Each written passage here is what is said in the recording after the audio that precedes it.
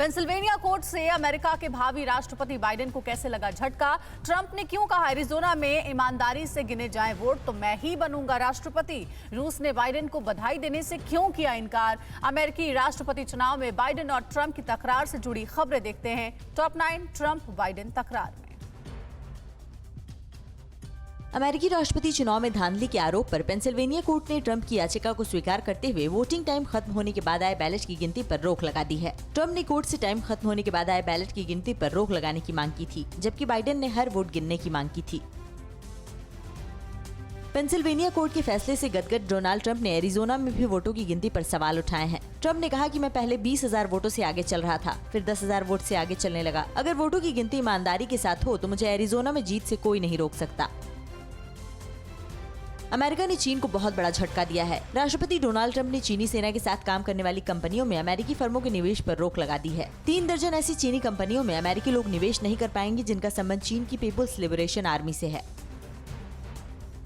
राष्ट्रपति Donald Trump चीन की कमर तोड़ने में कोई कसर नहीं छोड़ रहे हैं। चीनी कंपनियों में अमेरिकी फर्मों के निवेश में रोक लगाने के बाद अगला कदम चीन की हथियार और लड़ाकू विमान बनाने वाली कंपनियों पर बैन लगाने का है, जिसके बाद चीन दुनिया के किसी देश को हथियार या लड़ाकू विमान नहीं बेच पाएगा।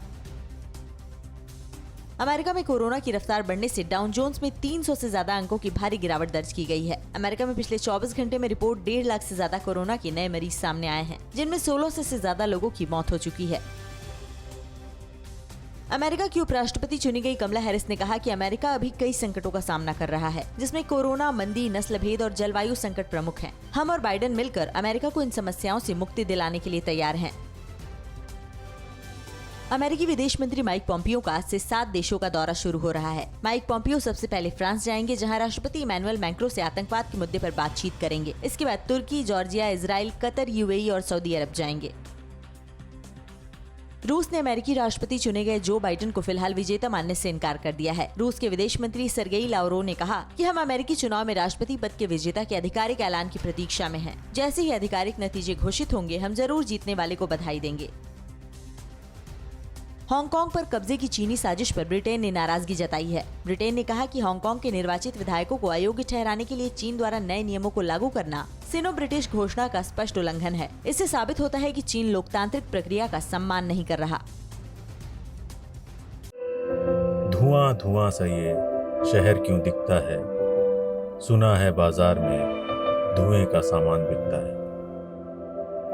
ये दिवाली सिर्फ दिए वाली।